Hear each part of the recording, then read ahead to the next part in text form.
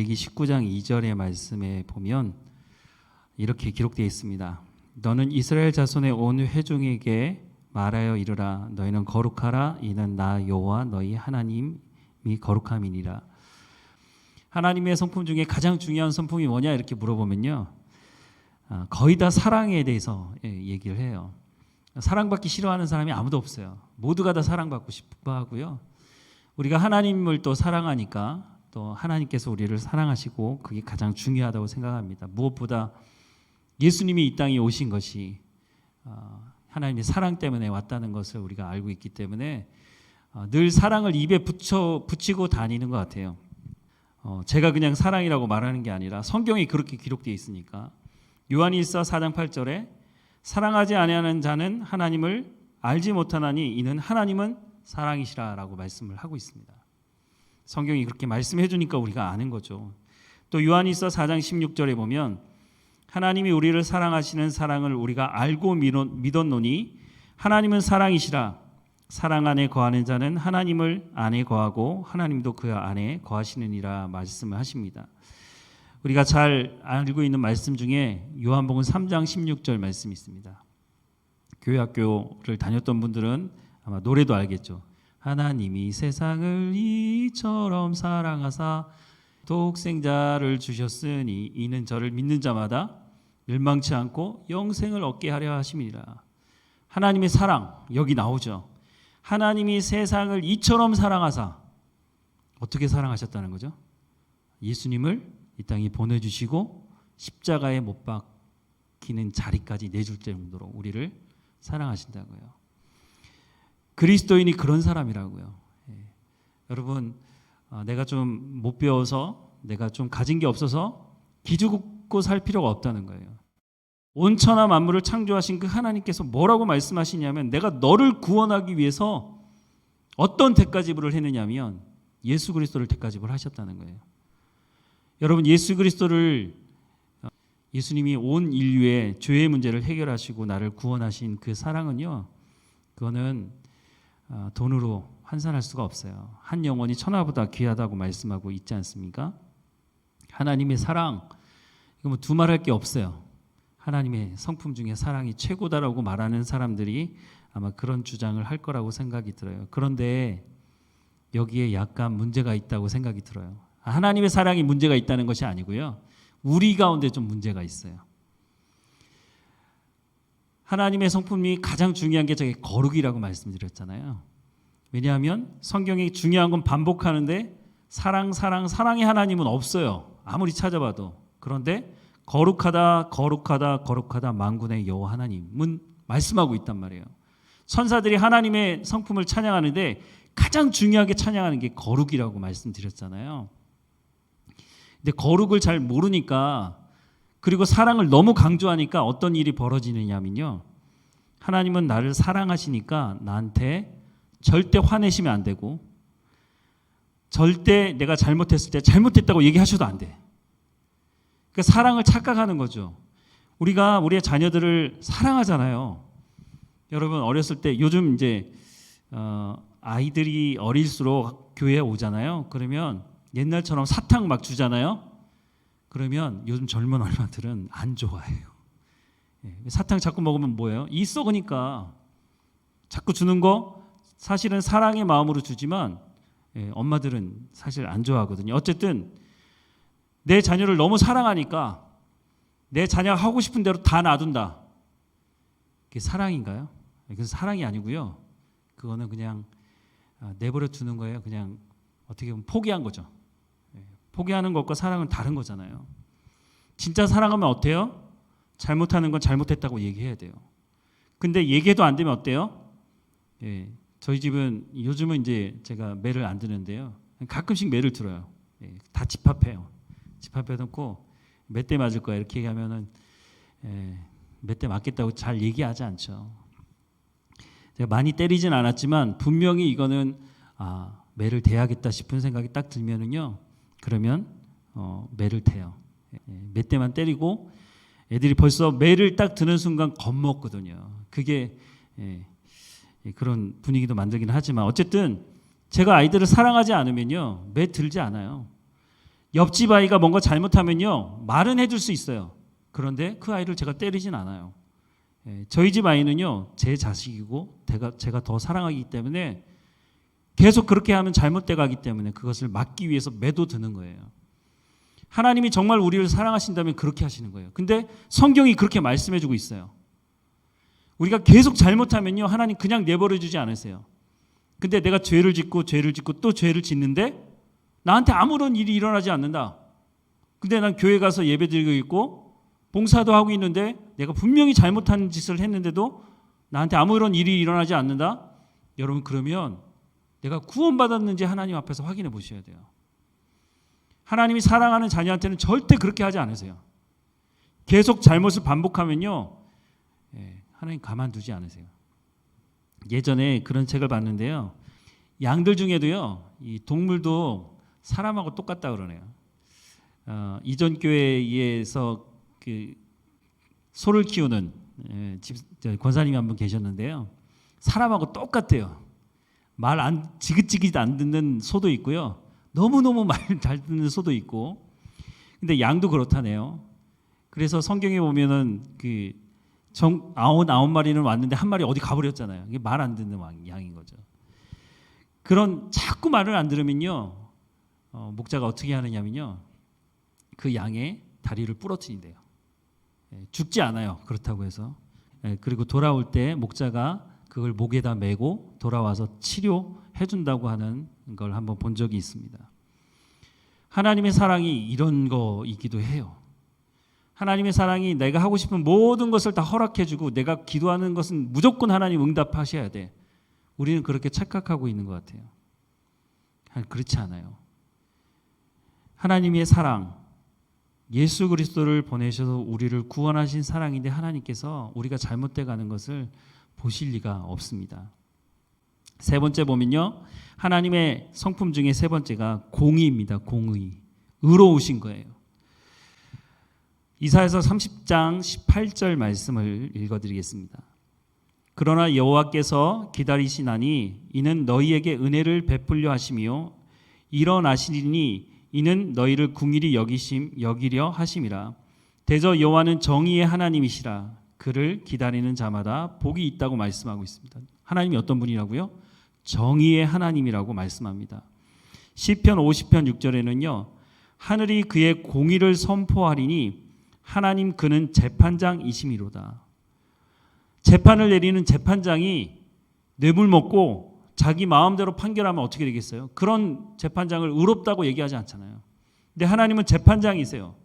하나님께서 심판하신다고요. 근데 어떤 기준을 가지고 심판하시느냐 하면 하나님의 말씀의 기준으로, 그래서 공의로 선포한다고 말씀을 하고 있습니다. 시편 146편 7절에는요, 억눌릴 사람을 위해 정의로 심판하시며 줄인 자에게 먹을 것을 주시는 이시로다. 여호와께서는 갇힌 자들에게 자유를 주시는도다라고 말씀하고 있습니다. 요한계시록 16장 7절 말씀에도 보면 내가 들으니 제단이 말하기를 그러하다. 주 하나님 곧 전능하신 이시여 심판하시는 것이 참되시고 의로우시도다 하더라 라고 말씀하고 있습니다. 세상도 정의를 부르짖습니다. 세상에서 말하는 정의, 경제적인 평등이든 간에 사람들 간의 평등이든 간에 사실 따지고 보면요, 이미 성경에서 다 말씀하고 있는 것입니다. 그리스도인이 이 말씀대로 살아내지 못하니까 세상에서 오히려 그것이 정의라고 말하지만 사실은 그게 원본이 하나님에게 있어요. 하나님의 말씀에 기록된 것을 가지고 사람들이 그것을 여러 가지 논리를 가지고 말하지만 결국은 보면 성경에서 말씀하시는 이 정의에 대해서 다 말해주고 있습니다. 하나님이 우리를 창조하셨기 때문에, 물론 우리가 타락했기 때문에 온전하지 않아요. 우리 안에 주신 하나님의 성품들이 우리의 삶 가운데 온전하지 못해요. 그런데 씨앗들을 다 가지고 있는 것과 비슷한 거예요. 그래서 우리도 뭐가 정의로운지 사실 알아요. 그런데 타협하고 그것이 나에게 이익이 되지 않으면 그것을 슬쩍 밀어넣기도 하고, 분명히 우리 가운데 무엇보다 그리스도인들은요, 더더욱이 더 정의가 뭔지 분명하게 알아요. 근데 우리가 슬쩍 밀어두고 있지 않은가 하는 생각을 해봅니다. 마지막 날에 하나님 심판하신다고 말씀하십니다. 그냥 하나님께서 팔이 뭐 안으로 굽는다고 그렇게 심판하시는 것이 아니에요. 하나님이 기준이 있어요. 예수 그리스도를 영접했느냐 하지 않았느냐 이미 성경에 말씀하고 있잖아요.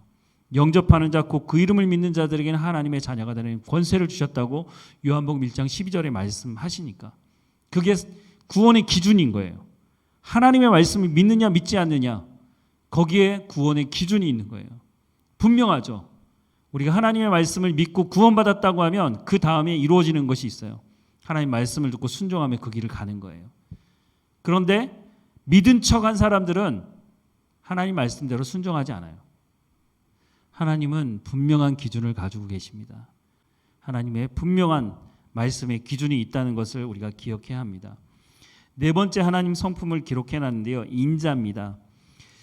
인자 알 것 같은데 알 것 같은데 또 얘기해보라고 하면 잘 모르겠어요. 그래서 사전을 찾아보니까 이렇게 됐습니다. 사랑이 충만한 것을 인자하다라고 표현을 합니다.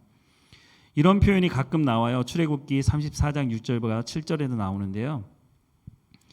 여호와께서 그의 앞으로 지나가시며 선포하시되 여호와라 여호와라 자비롭고 은혜롭고 노하기를 더디하고 인자와 진실이 많은 하나님이라 인자를 천대까지 베풀며 악과 과실과 죄를 용서하리라. 그러나 벌을 면제하지는 아니하고 아버지의 악행을 자손 3, 4대까지 보응하리라 라는 말씀이 있습니다. 가끔가다 이런 말씀 봅니다. 자비롭고 은혜롭고 노하기를 더디하고 인자와 진실이 많은 하나님이다. 하나님의 사랑이 있는데 하나님의 사랑이 그냥 사랑이 아니라 충만하다는 거예요. 하나님이 우리를 사랑하시는 그 사랑이 충만하다고 말씀하고 있습니다. 그래서 우리가 어렵고 힘들 때 하나님 앞에 나와서 엎드려서 기도할 때 많은 것을 부르지도 못해도 그냥 하나님 아버지 라고만 해도 갑자기 눈물이 쏟아지기도 하고 그런 것이 우리가 하나님의 사랑 그 충만하신 하나님의 사랑을 경험하게 될 때 우리가 그렇게 되죠. 하나님이 그런 분이시니까. 다섯 번째는 성령의 열매. 갈라디아서 5장 22절부터 23절에 나오는 말씀. 오직 성령의 열매는 사랑과 희락과 화평과 오래 참음과 자비와 양성과 충성과 온유와 절제니 이 같은 것을 금지할 법이 없느니라. 이게 다 하나님의 성품입니다. 지금 사랑도 얘기했고 여러 가지 얘기했지만 이 9가지 열매를 성령의 열매라고 말해요. 이걸 어떻게 하겠다고요? 예수 믿는 우리에게 하나님께서 맺어가게 하신다는 거예요. 근데 여기 성령의 열매라고 말씀하고 있는 게 참 감사해요. 이거는요 우리가 노력해서 얻을 수 있는 게 아니에요. 내가 열심히 사랑해야지 그런다고 맺어지는 게 아니에요. 내가 끝까지 참아야지 그런다고 해서 맺어지는 열매가 아니에요.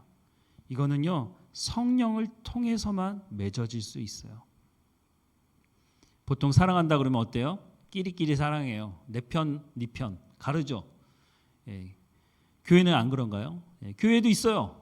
사람이 모이는 곳은 어느 곳이나 있어요. 네 편, 내 편. 나한테 맞는 사람이 있거든요. 그런데 성령의 열매의 사랑은 그런 게 아니에요. 예수님의 사랑이 어떤 사랑이죠?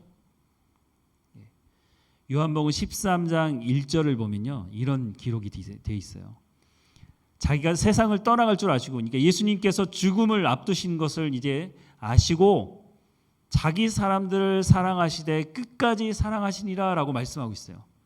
근데 13장 2절에 누가 등장하는지 아십니까? 가룟 사람 유다가 등장합니다. 여러분 가룟 유다가 이름이 아니에요. 착각하시는 분이 많은데 가룟 유다가 이름이 아니고요.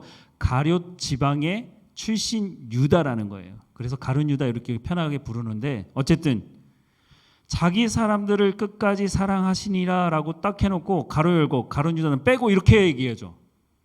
아닌가요? 근데 13장 2절에 가룟 유다가 거기 등장해요. 사탄이 가룟 유다에게 예수님을 팔 생각을 넣었다고 말하고 있어요. 예수님은요 가룟 유다만 빼고 사랑하지 않으셨어요.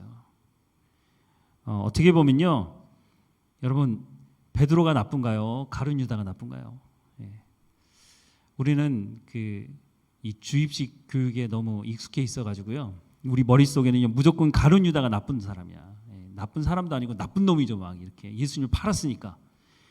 그런데 베드로는요. 베드로는 좀 나은가요? 베드로는요, 예수님이 재판받는 현장에서 예수님을 3번 부인했어요. 근데 3번째 부인할 땐 뭐라고 얘기해요? 저주하면서. 예수님을 저주한 게 아니고요. 내가 한 이 말이 만약에 틀리다면 내가 저주를 받아도 된다는 강력하게 얘기하는 거잖아요. 근데 3번 딱 얘기하고 무슨 사건이 벌어졌어요?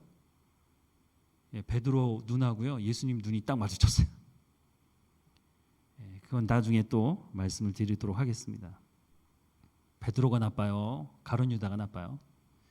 제가 보기에는 똑같아요. 어떻게 보면요, 가룟 유다가 더 나을 수도 있어요. 가룟 유다는 열심당원이었어요. 우리로 얘기하면 독립운동하던 사람이었어요. 로마로부터의 독립을 꿈꾸던 사람이었어요. 아, 예수님을 쫓아가면, 저분이라면 로마를 쫓아내고 우리가 독립을 얻을 수 있겠다는 그 마음을 가지고 예수님을 쫓아왔어요. 근데 시간이 가면 갈수록 어때요? 예수님이 그런 건 관심이 없으시고 십자가에 가서 죽는다는 얘기하시고 부활한다는 얘기하시고 그런 얘기하니까 그거는 나라의 독립과 관계가 없잖아요. 결국은 유다가 예수님을 팔게 되죠. 근데 유다가 어때요? 아, 이게 잘못된 거구나. 그리고 깨달아요. 그리고 나서 자기가 예수님을 판 돈을 가지고 다시 제사장들을 찾아가서 주고 오잖아요. 그런데 가룟 유다에게 참 아쉬웠던 건 회개하고 돌이키지 않았다는 거예요. 이 사람이 너무 책임감이 많아서 그런지 모르겠지만 자기가 스승을 팔았다는 그 죄책감 때문에 스스로 목을 메고 죽었다고 성경은 말씀해 주고 있습니다. 여기서 말하는 사랑은요, 우리가 하는 그런 사랑이 아니에요. 베드로는 사랑하고 가룟 유다는 미워하고 하는 사랑이 아니에요. 성령의 열매인 이 사랑은 가룟 유다도 끝까지 품어주는 사랑이에요. 쉽지 않아요. 그래서 성령의 열매예요. 근데 하나님의 사랑이 그래요. 하나님은 끝까지 기회를 주세요. 그런데 회개하고 돌이키지 않은 건 그건 어쩔 수가 없어요. 근데 하나님께서는 끝까지 회개할 기회를 주시죠. 하나님께서요, 모든 사람이 구원받길 원하신다고 성경 말씀하고 있잖아요. 요세푸스라는 유대인 학자가 있는데요. 로마 사람이나 이런 사람들에게 그 유대교를 변증하기 위해서 성경의 역사를 이렇게 쓴 책이 있는데요. 그 중에 아브라함이 하나님을 어떻게 만나게 됐느냐, 이 부분을 기록한 게 있어요. 아브라함의 아버지 데라가 뭘로 먹고 살았죠?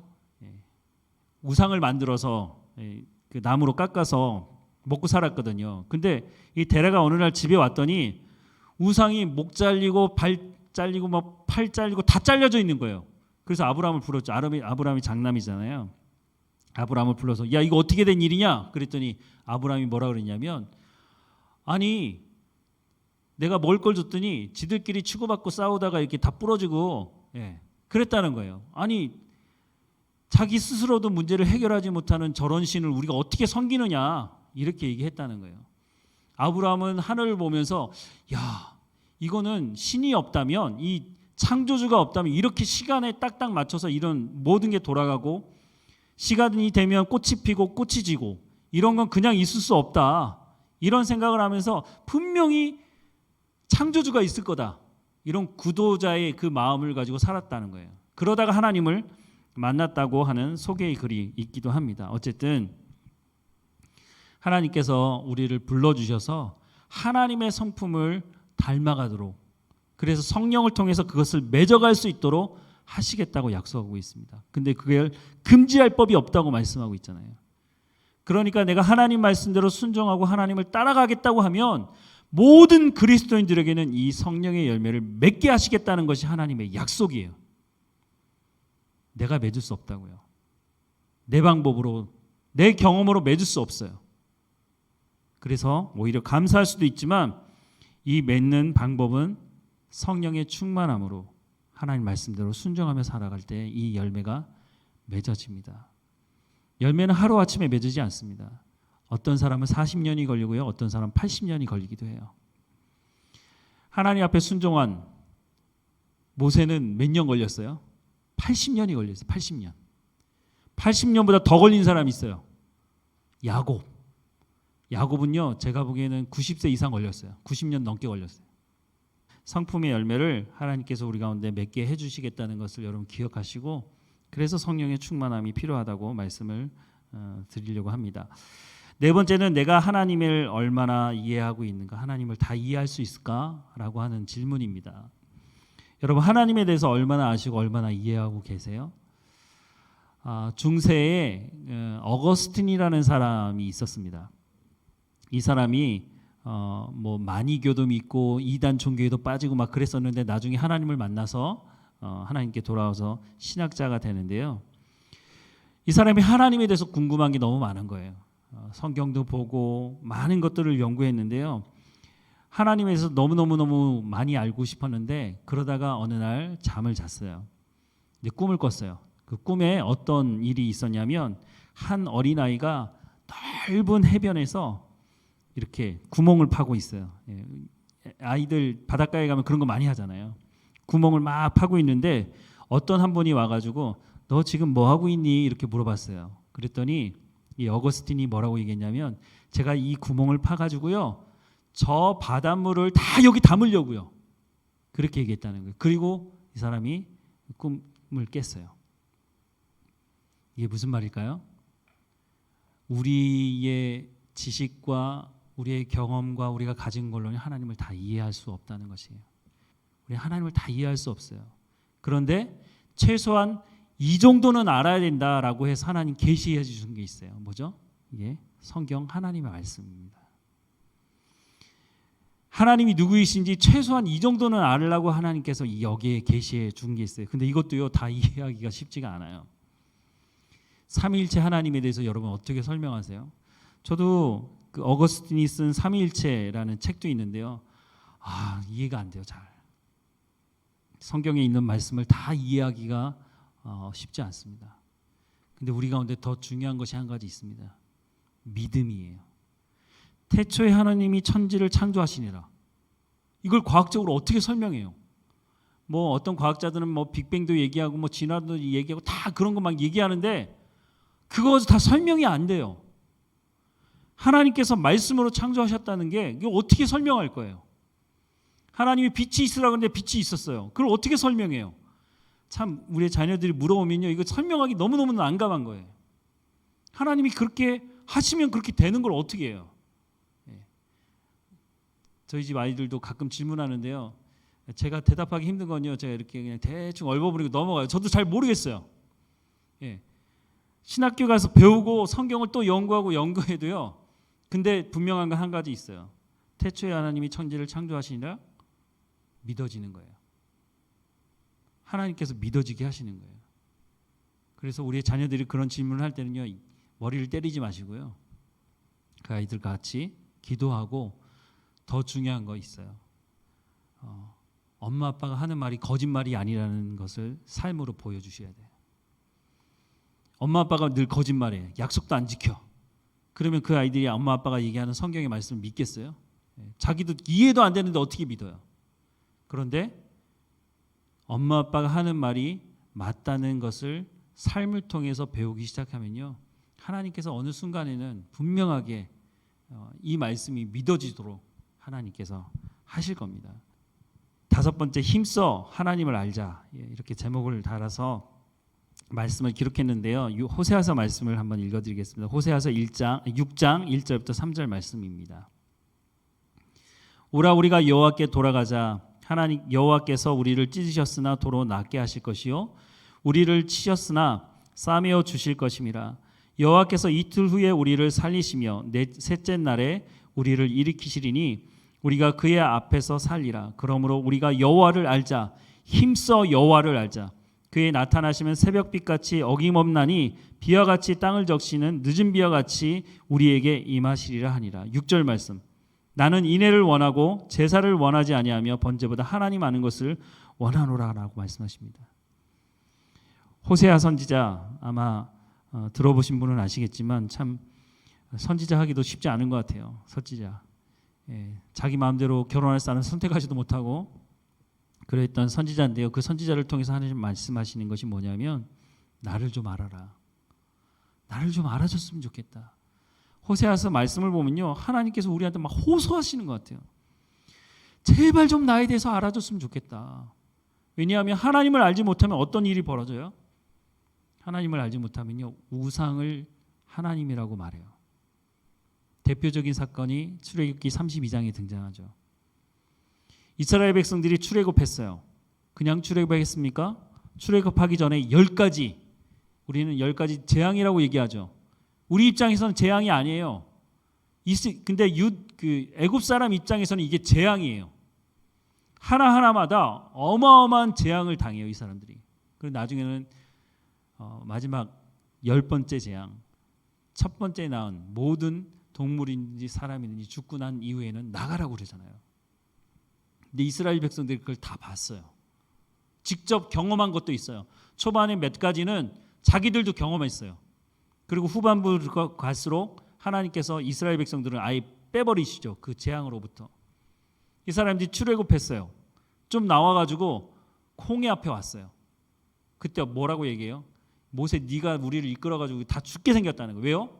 뒤에 애국 군대가 쫓아왔거든요. 그 당시 애국 군대가 어떤 군대예요? 그 당시에 세계 최강 군대였거든요. 다 죽게 생겼다는 거예요. 근데 하나님 어떻게 하시죠? 홍해를 건너게 하세요. 홍해를 걷는 걸로 끝났어요? 갔더니 이제는 거기는 아무것도 없어요. 먹을 것도 없고 마실 것도 없어. 하나님께서 만나 주시지. 반석 쪽에서 사막에서 천연 안반수로 막 먹이시죠. 그 다음에 고기 필요하면 또 메추라기 막 보내. 참새고기 드셔보셨나요? 메추라기는 그거보다 좀 더 크죠. 참새고기는 먹을 게 없는데 메추라기 저도 안 먹어봐서 잘 모르겠지만 고기도 주시고. 사막에 가면, 사막에 가보셨나요? 사막을 저는 이렇게 열차 타고 한번 지나가 보긴 했는데요. 사막에는 사람이 살 수 있는 곳이 아니에요. 낮에는 너무너무 덥고 저녁엔 추워서 얼어 죽고. 근데 하나님께서 거기서 얼어 죽은 사람이 있어요? 아니면 추위로 얼어 죽은 사람이 있어요? 아니면 더위 때문에 죽은 사람이 있어요? 아무도 없어요. 40년을 그렇게 인도하시잖아요. 그런데 그 백성들이 모세 40일 보이지 않는다고 뭘 만들어요? 금송아지 우상을 만들어 놓고 뭐라고 얘기하냐면 저것이 우리를 인도할 신이라고 말합니다. 하나님이 누구인지 모르면 그런 것들을 경험하고 나서도 그렇게 얘기할 수 있다는 거예요. 이스라엘 백성들만 그런 게 아니에요. 우리도 마찬가지예요. 우리도 하나님이 누구인지 모르면 내가 교회에서 봉사한다고 봉사하면서 이상한 하나님 얘기를 해요. 내가 경험한 걸 얘기해요. 교회 전통 중요합니다. 교회에서 경험 중요합니다. 어디 가나 경험한 사람들이 있으니까 중요해요, 그 사람들. 근데 그분들이 얘기하는 것이 성경에서 말씀하는 하나님이 아니라면 더 이상 말하면 안 돼요.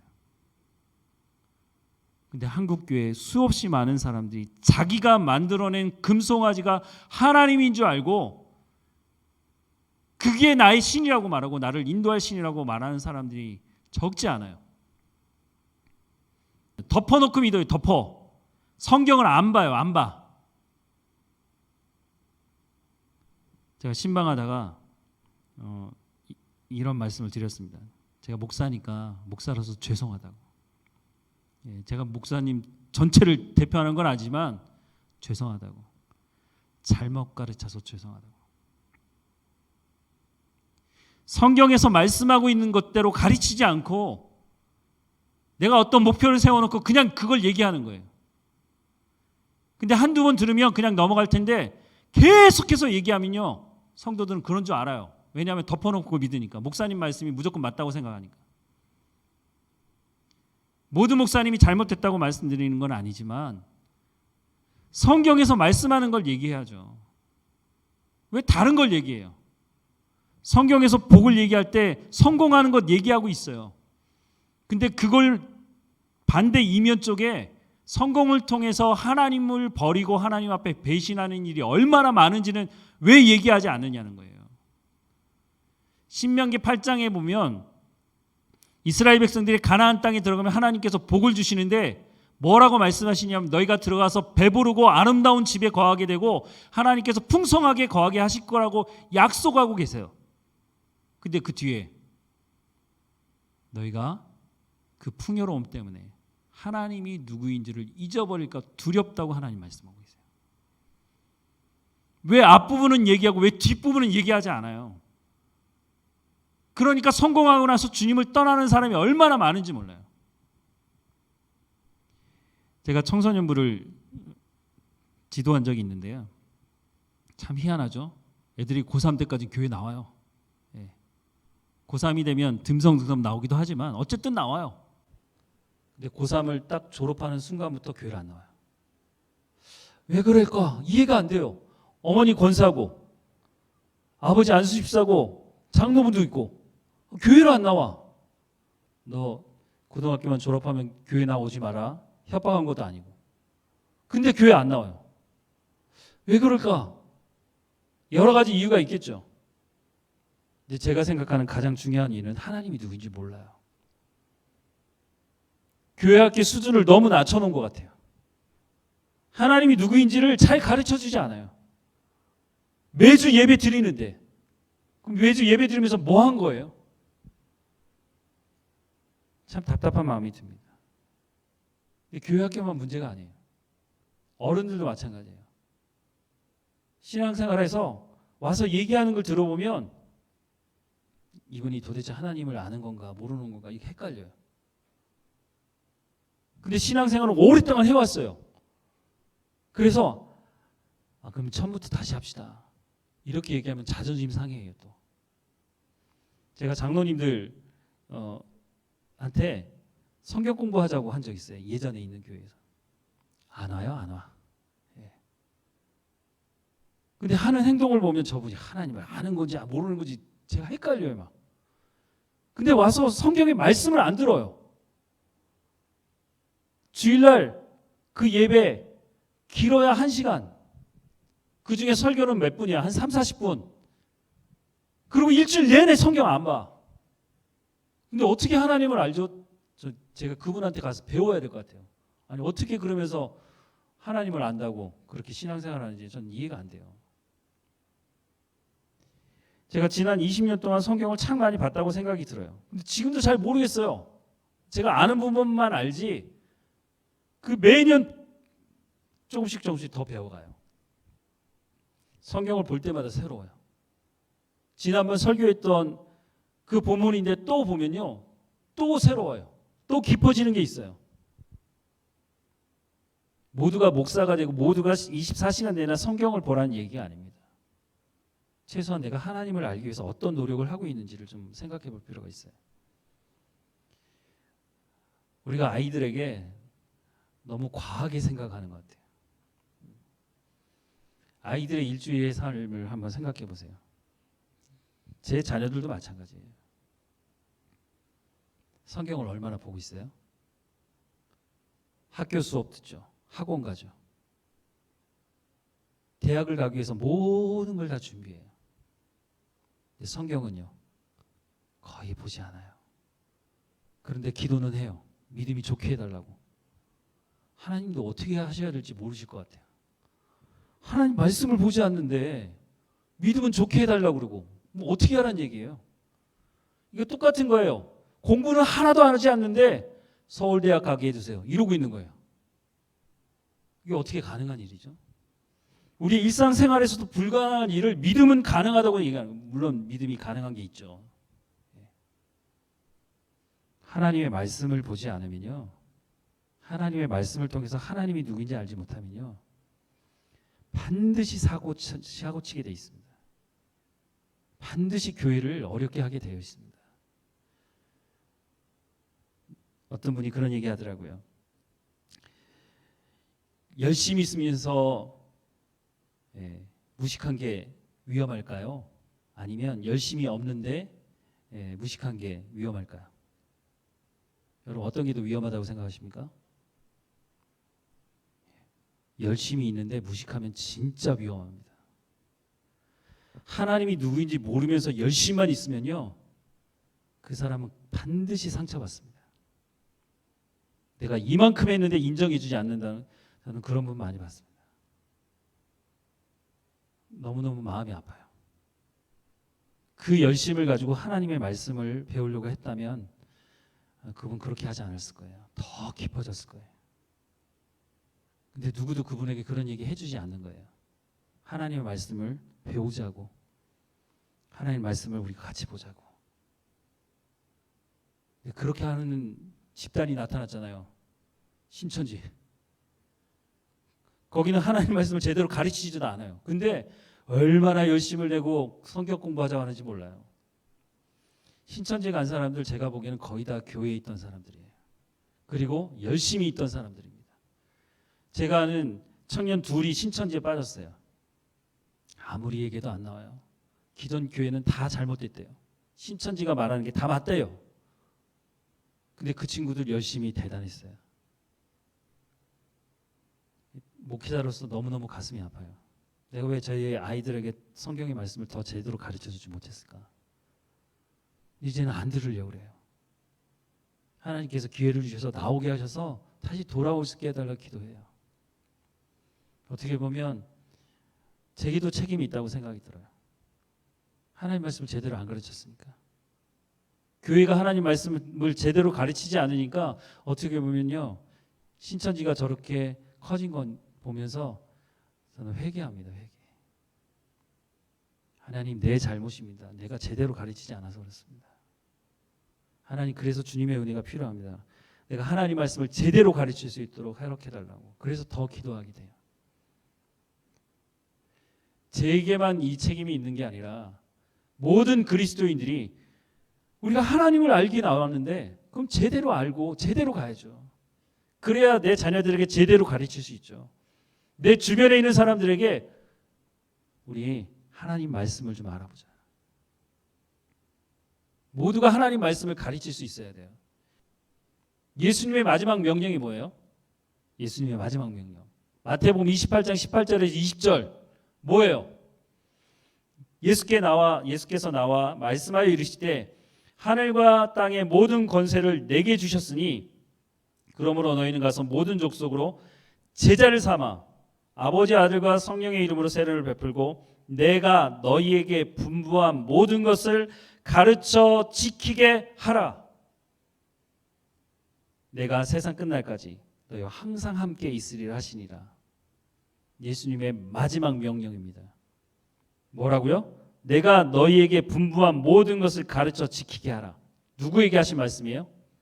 가로 열고 목사님만. 없어요, 그거. 예수님을 영접한 모든 사람들에게 하시는 말씀입니다. 몇 년을 신앙생활했다 그렇게 얘기하지 마세요. 그게 중요한 게 아니에요. 하나님의 말씀을 가르칠 수 있느냐 가르칠 수 없느냐가 문제인 거예요. 누구 말을 들을 거냐는 거예요. 아무리 오랫동안 신앙생활 한 분이라도 하나님의 말씀이 아니라면 우리가 들을 필요가 없는 거예요. 하지만 하나님께서 말씀하셨다면 그 말씀을 들어야죠. 하나님의 약속이니까. 내 편리한 대로 그냥 잘 되고 복 받는다는 얘기만 듣고 회개하란 말은 안 듣고 싶어요. 성경이 말씀하는 건 말하고 성경이 말하지 말라는 건 말 안 하면 됩니다. 성경에서 말하지 않는 것을 알 필요도 없어요, 사실은. 종교개혁을 했던 칼빈에게 사람들이 와서 그런 질문을 했다 그래요. 천사에 대해서 궁금하다고. 천사는 날개가 몇 개입니까? 천사는 뭐 남자입니까? 여자입니까? 많은 사람들이 와서 질문하는데 칼빈이 정답을 얘기했어요. 나 모른다. 성경이 말하는 것만 알지 성경에서 말하지 않는 건 나 모른다. 물론 천사를 얘기하고 있죠, 성경이. 그것만큼만 안다라고 얘기했다고 합니다. 없는 걸 만들어낼 필요도 없고 또 있는 것을 없다고 얘기할 필요도 없죠. 성경은 하나님이 누구이신지 알라고 말씀하고 있습니다. 심지어는 어디에 비유를 하고 있어요? 나는 인애를 원하고 제사를 원하지 아니하며 번제보다 하나님 아는 것을 원한다고 말씀하십니다. 제사를 드리지 말라고 하는 것이 아니에요. 제사를 너희가 드린다고 드리는데 하나님이 누구인지 모르면서 누구에게 제사하느냐는 거예요. 우리가 모여서 예배하는데 내가 예배하는 그 하나님이 누구인지 모르고 예배하고 있다면 내가 금송아지에게 엎드려서 복을 구하고 있는지도 몰라요. 하나님이 누구인지 알고 나서 그래야 온전한 예배 드릴 수 있다는 거예요. 그래서 어떤 목사님은 그렇게 예배를 시작한다 그래요. 주일날 딱 하면 문 딱 닫으면서 자, 하나님께 예배하겠습니다. 하나님을 모르시는 분은 나가 주십시오. 너무 심한 건가 아닌가 하는 생각이 들기도 하는데 어쨌든 하나님을 아는 사람만 하나님을 예배할 수 있습니다. 아무나 하나님을 예배하는 게 아니에요. 예수 그리스도를 구주로 영접한 사람이 하나님을 예배할 수가 있어요. 하나님 말씀을 듣고 하나님 말씀대로 살아가는 사람이 하나님을 진정으로 예배할 수 있는 것입니다. 나중에 예배에 대해서 말씀드릴 때 또 이 부분을 말씀드리겠습니다. 신명기 6장 4절부터 6절 말씀에 보면 이스라엘아 들으라 우리 하나님 여호와는 오직 하나님 여호와시니 너는 마음을 다하고 성품을 다하고 힘을 다하여 내 하나님 여호와를 사랑하라. 오늘날 내가 내게 명하는 이 말씀을 너는 마음에 새기라고 말씀하십니다. 쉽게 말해서 생명을 다 들여서 하나님을 사랑하라는 거예요. 하나님을 알아가는 것이죠. 너무너무 중요한 것입니다. 이건 해도 되고 안 해도 되는 문제가 아닙니다. 선택사항이 아니에요. 내가 예수 믿는 사람이라면 반드시 하나님이 누구인지를 알아야 됩니다. 근데 얼마나 하나님께 감사할지 하는지 성경에 다 기록되어 있어요. 이거 한 권이면 다 해결됩니다. 세상에 책이 많아요. 그렇죠? 여러분 읽을 책도 많고 다른 책은 안 읽어도 성경책은 읽으셔야 됩니다. 사실 성경책 하나면 다 해결됩니다. 세상에 말하는 인문학, 성경을 능가할 수가 없습니다. 세상에 그 어떤 책도 성경을 능가할 수 없습니다. 성경을 읽으시고 또 주일날 설교를 통해서 예배를 통해서 하나님의 말씀을 듣고 깨달아 가시면 좋겠다는 생각이 듭니다. 우리 이 시간에 오늘 들었던 말씀을 좀 기억해 보면서 나는 하나님이 누구신지 알고 있는지, 하나님께서 내 가운데 성령의 충만함으로 함께해 주셔서 하나님 말씀을 볼 때 깨달아 알 수 있도록, 내가 하나님이 누구인지 모르고 신앙생활하는 게 아니라 하나님이 누구인지를 분명하게 알아서 하나님을 하나님으로 알고 예수 그리스도를 예수 그리스도로 알고 성령님이 누구이신지 분명히 알아서 분명하게 성령의 열매를 우리 가운데 맺게 하시겠다고 말씀하시니까 그 성령의 열매 우리 가운데 맺을 수 있도록 하나님 은혜를 허락해 달라고 우리 잠깐 기도하겠습니다.